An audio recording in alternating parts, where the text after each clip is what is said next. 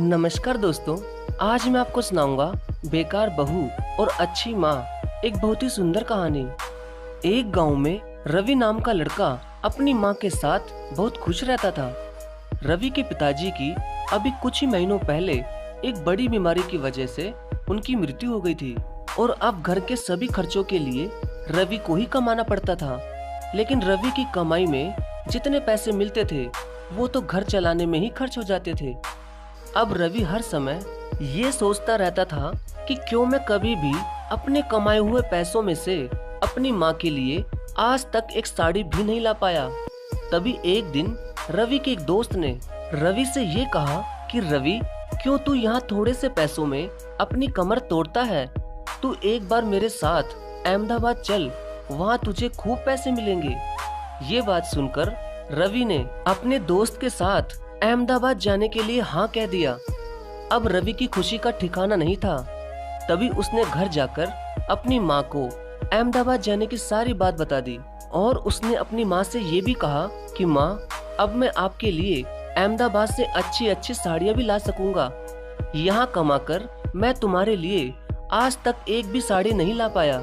लेकिन शायद रवि की माँ उसके अहमदाबाद जाने पर बिल्कुल भी खुश नहीं थी, क्योंकि रवि के सिवाय उसकी माँ का इस दुनिया में और कोई भी नहीं था। तभी उसकी माँ ने अपनी नम आंखों से रवि से कहा कि बेटा, तू इतनी दूर कमाने के लिए क्यों जा रहा है? अगर तू इतनी दूर चला जाएगा तो मेरा क्या होगा? मैं तो सिर्फ तेरे लिए ही इस धरती पर जी रही हूँ, वरना तेरे पिताजी की मृत्यु के बाद मैं भी उस ईश्वर के पास कब का ही चली जाती। तभी रवि ने अपनी माँ के मुंह पर उंगली रखते हुए कहा कि माँ, मैं भी तो तेरी ही वजह से जिंदा हूँ, वरना मुझे भी इस दुनिया से कोई भी प्रेम नहीं। और मैं तो अहमदाबाद इसलिए जा रहा हूँ ताकि मैं तुझे दुनिया का हर सुख दे सकूं। और बस 2-2.5 साल की ही तो बात है, फिर तो तेरा बेटा जेंटलमैन बन जाएगा और फिर मैं यहीं कुछ छोटा सा अपना काम कर लूंगा। तो रवि की माँ ने रवि से कहा कि ठीक है रवि, लेकिन मेरी एक शर्त है कि तू अहमदाबाद जाने से पहले शादी करेगा, ताकि तेरे दूर काम पर जाने के बाद भी मुझे अकेलापन महसूस ना हो। तो रवि ने कहा कि ठीक है माँ, लेकिन तू इतनी जल्दी मेरे लिए लड़की कहाँ पर ढूंढेगी माँ? तो रवि की माँ ने कहा कि उसकी चिंता तू मत कर, वो मैं ढूंढ लूंगी। और कुछ ही दिनों में एक दूसरे गांव में रवि के लिए एक रेखा नाम की सुंदर सी लड़की मिल ही गई। और रवि की माँ ने 1.5 महीने के अंदर ही अपने बेटे रवि की शादी रेखा से करवा दी। और फिर हफ्ते भर बाद ही रवि नौकरी करने पूरे 2 साल के लिए अपने दोस्त के साथ अहमदाबाद चला गया और जाते जाते अपनी पत्नी रेखा को अपनी माँ का ख्याल रखने के लिए कह गया। लेकिन रवि को क्या पता था कि उसकी पत्नी रेखा सिर्फ दिखने में ही सुंदर थी, अंदर से तो वो बहुत ही बेकार थी। रवि के जाते ही उसने रवि की माँ का जीना हराम कर दिया। अब हर रोज ही रेखा रवि की माँ से चूल्हे पर खाना बनवाती और घर का सारा काम भी रवि की माँ से ही करवाती थी। और तो और रवि की पत्नी अपनी सास से रोज अपने पैर भी दबवाती थी।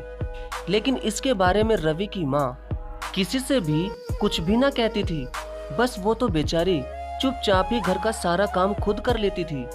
और अब रवि भी अपनी कमाई हर महीने अपने घर भेजता था, मगर उसकी पत्नी रेखा वो सारा पैसा खुद ही रखती थी और अपने लिए महंगे महंगे कपड़े आदि खरीदने लगी थी। और जब भी रवि अपनी माँ को चिट्ठी लिखता तो जवाब में रवि की पत्नी घर में सब ठीक है चिट्ठी में लिखकर अपने पति रवि को चिट्ठी भेज देती थी। अब ऐसा करते हुए 1 साल से ऊपर बीत गया। उधर रवि खूब पैसे कमा रहा था और इधर दिन ब दिन घर का सारा काम कर करके रवि की माँ की हालत बहुत ही ज्यादा खराब हो रही थी। अब तो गांव में भी सबको उसकी बेकार बहू के बारे में सब पता लग चुका था। तभी एक दिन किसी वजह से रवि का काम 1-1.5 महीने के लिए रुक गया था। तो उसने सोचा कि क्यों ना कुछ दिन अपने गांव में चला जाऊं। तभी रवि अचानक ही अपने गांव पहुंच गया और जैसे ही वो अपने घर के पास नल पर पानी पीने लगा तो उसने क्या देखा कि उसकी माँ वहाँ पर पानी भर रही थी। तभी जैसे ही रवि ने अपनी माँ का हाथ पकड़ा तो उसकी माँ को बहुत तेज बुखार था। तब रवि अपनी माँ को पकड़कर घर ले गया।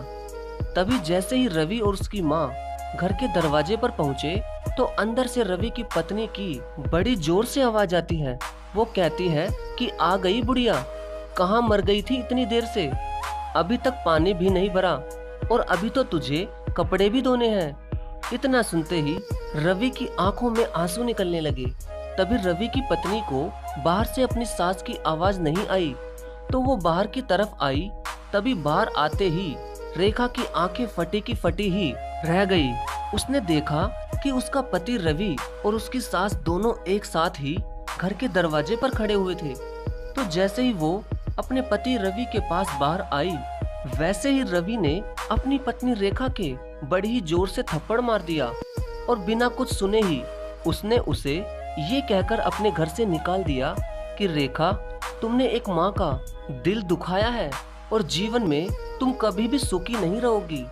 अब रवि खूब रोने भी लगा और रोते हुए वो रेखा से कहने लगा कि रेखा, मेरी माँ ने तुम्हारा क्या बिगाड़ा था जो तुमने उनके साथ इतना गंदा व्यवहार किया।